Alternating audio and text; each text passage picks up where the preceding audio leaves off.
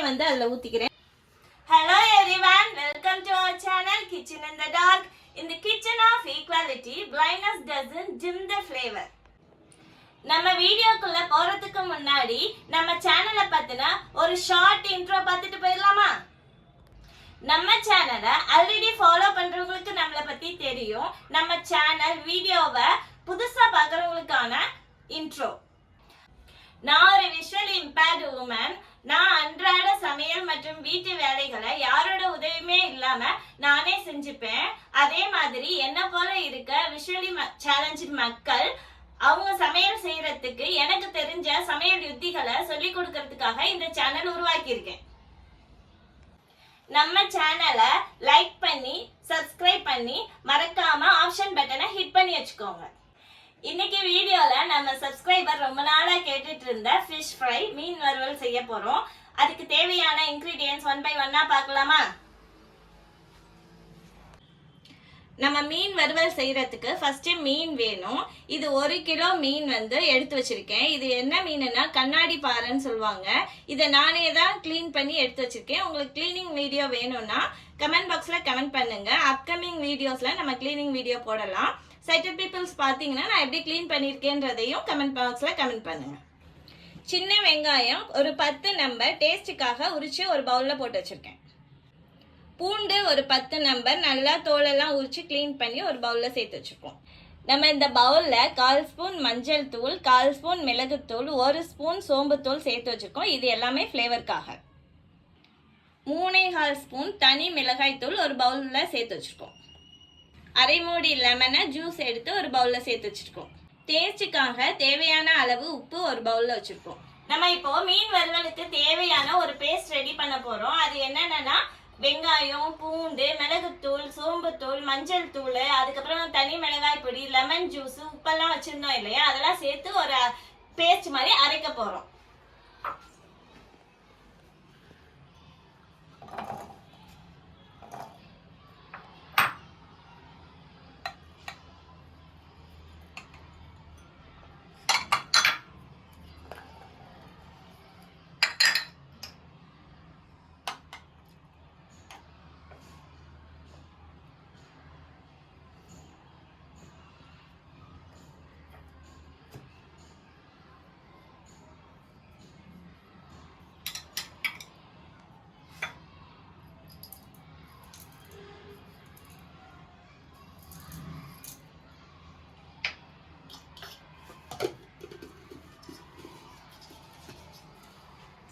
நம்ம ஜாரை மிக்ஸி மேல பிளேஸ் பண்ணியாச்சு. இப்போ நம்ம அரைக்க போறோம்.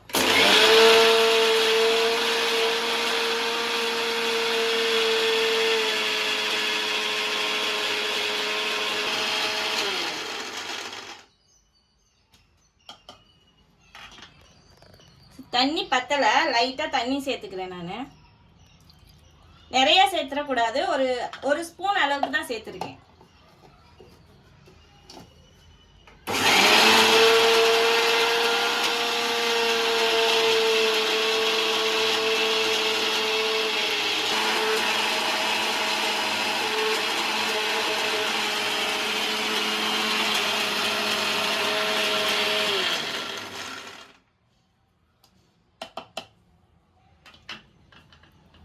நல்லா ஃபைனா அரைச்சாச்சு.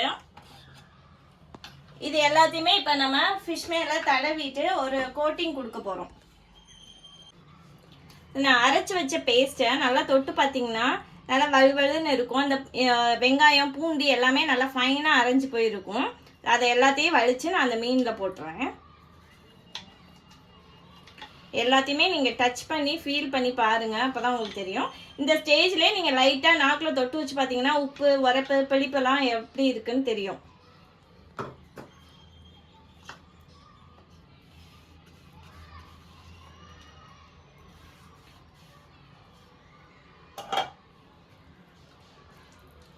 இப்போ எல்லா மீன் மேலேயும் நான் தடவை போகிறேன். பெசரி விடுங்க அப்படியே எல்லா மீனையும்.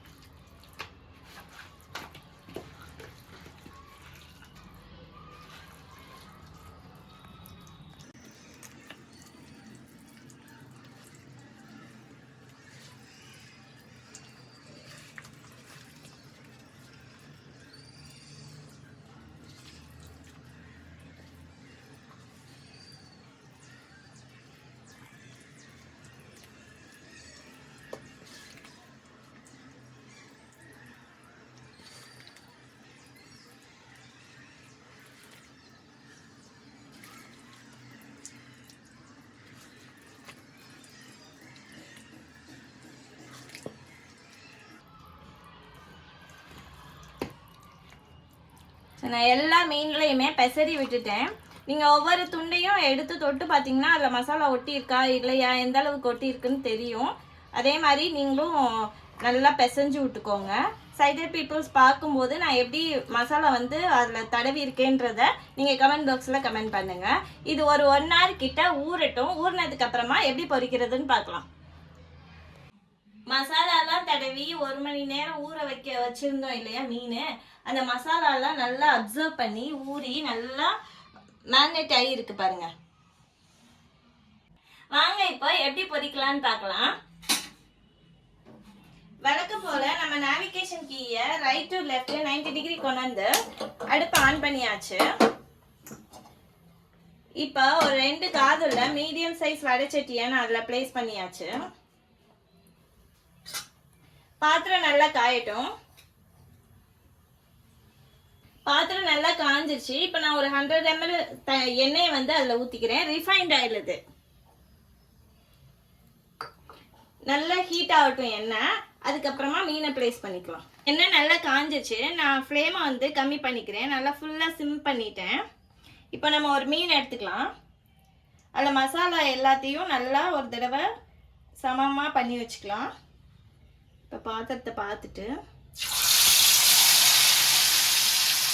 தெரிக்கும் பார்த்து போடுங்க. அதில் எலும்பெல்லாம் இருக்கு இல்லையா, அது தெரிக்க ஆரம்பிச்சு. 2 மீன் துண்டை போட்டிருக்கேன். கொஞ்ச நேரம் வேகட்டும்.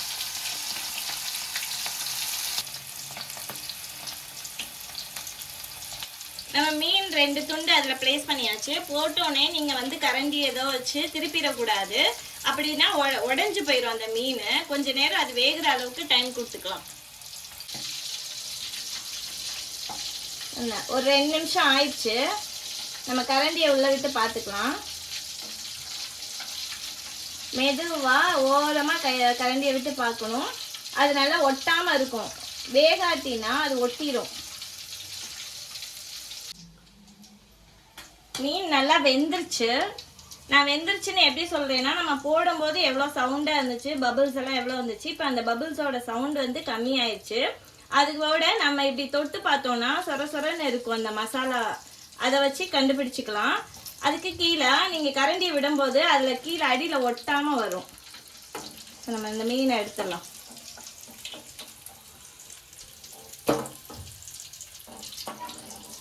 அடுத்த மீன் சேர்த்துக்கலாம். இது கொஞ்சம் நீளமான மீனாக இருக்குது. ஸோ அதனால் நான் ஒரே ஒரு மீன் தான் போட போகிறேன்.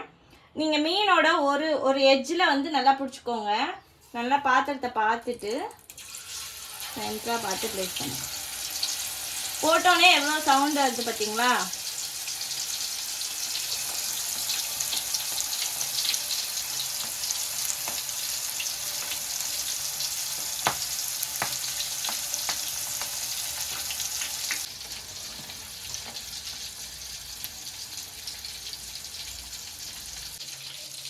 ஒரு பக்கம் வெந்துருச்சு. அந்த பபிள்ஸோட சவுண்டு குறைஞ்சிருச்சு. இப்போ நான் இடுக்கியில் பிடிச்சி அப்படியே திருப்பிட்டேன். திருப்பி போடும்போது அந்த ஃபஸ்ட்டு நம்ம போட்ட சவுண்டே வருது பாருங்க. அப்போ நம்ம திருப்பிட்டோம்னு அர்த்தம்.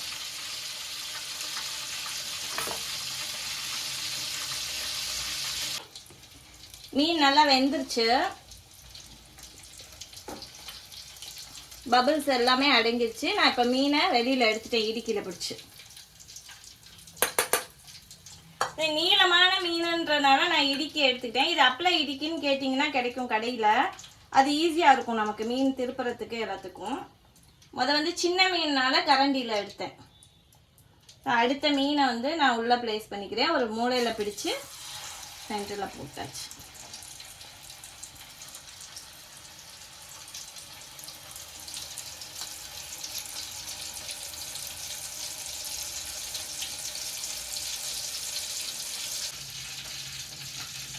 இந்த மீன் வந்து நல்லா வெந்துருச்சு. அதுக்காண்டி நான் பிடிச்சி திருப்பி விடுறேன். ஃபஸ்ட்டு போட்ட அந்த நல்ல சவுண்டு வருது பாருங்க. திருப்பியாச்சு மீனை. இதே போல் நீங்கள் எல்லா மீனையும் இதே ப்ராசஸ் வச்சு இதே போலவே நீங்க மற்ற மீன்களையும் ஒன்னா ஒன்னாவோ இல்ல ரெண்டு ரெண்டாவோ உங்களுக்கு எப்படி வசதியோ அந்த மாதிரி போட்டு பொரிச்சு எடுத்துக்கலாம். நீங்க எப்படி பண்றீங்கன்னா ஃபர்ஸ்ட் நல்லா மீனை நல்லா மேரினேட் பண்றோம்ல, அதை எடுத்து ஒரு பக்கம் எல்லா கையை வச்சு மறுபடியும் நல்லா தடவி விட்டுட்டு ஒரு எட்ஜில் பிடிச்சு நல்லா பாத்திரத்தை தொட்டு பார்த்துட்டுனா நீங்க உள்ள கையை விட்டுறாதீங்க, லைட்டா தொட்டு பாருங்க. அது எந்த இடத்துல இருக்குன்னு பார்த்துட்டு நம்ம எண்ணெயோட அளவை பார்த்து நம்ம அதுக்குள்ள பிளேஸ் பண்ணிடணும். உள்ள ஒரு எட்ஜில் ஒரு ஓரத்துலையோ இல்லை சென்டர் பாயிண்ட் நம்ம ஒரு மாதிரி அசென்ஷன் பண்ணி அந்த இடத்துல வச்சுட்டு நல்லா சவுண்டு வரும். அந்த சவுண்டு கொஞ்சம் கொஞ்சமா அடைஞ்சு அந்த பபிள்ஸ் எல்லாம் குறைய ஆரம்பிக்கும்.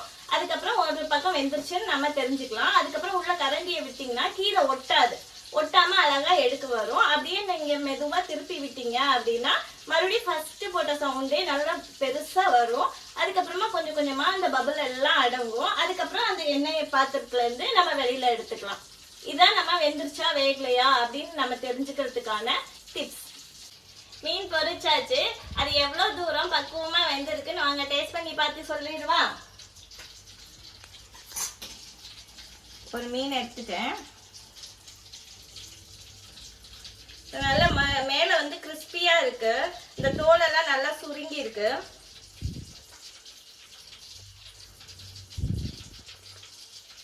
கரெக்டான பக்குவத்துல மேல வந்து கிறிஸ்பியாவும் உள்ள வந்து சாஃப்டாவும் கரெக்டான பக்குவத்துல வெந்திருக்கு. இதே போல நீங்களும் செஞ்சு பாருங்க. விஷுவலி இம்பேர்ட் பீப்புள் வந்து மீன் பொரிக்கும் போது ரொம்ப ரொம்ப கேர்ஃபுல்லா செய்யுங்க. ஏன்னா அதுல எலும்பெல்லாம் இருக்கனால தெறிக்க ஆரம்பிக்கும். ஸோ உங்களுக்கு மீடியம் ஃப்ளேம்ல வச்சே ஃபர்ஸ்ட் பொரிக்க கத்துக்கோங்க. அதுக்கப்புறமா நீங்க ஹை ஃப்ளேம்ல வச்சுக்கோங்க. இதே மாதிரி செஞ்சு பார்த்து சாப்பிட்டுட்டு எனக்கு கண்டிப்பா கமெண்ட் பாக்ஸ்ல கமெண்ட் பண்ணுங்க. கோமதி அப்புறம் இன்னும் 2-3 பேர் என்கிட்ட வந்து பர்சனலா கேட்டுக்கிட்டாங்க, எனக்கு மீன் பொரிக்கிற வீடியோ போடுங்கன்னு சொல்லிட்டு. ஸோ அவங்களுக்காக தான் இந்த வீடியோ. நீங்க செஞ்சு பார்த்துட்டு எனக்கு கமெண்ட் பாக்ஸ்ல கமெண்ட் பண்ணும்போது தான் எனக்கான சாட்டிஸ்ஃபேக்ஷன் கிடைக்கும். மறக்காம சப்ஸ்கிரைப் பண்ணிக்கோங்க, லைக் பண்ணுங்க. நெக்ஸ்ட் வீடியோல பார்க்கலாம். Tata, bye by.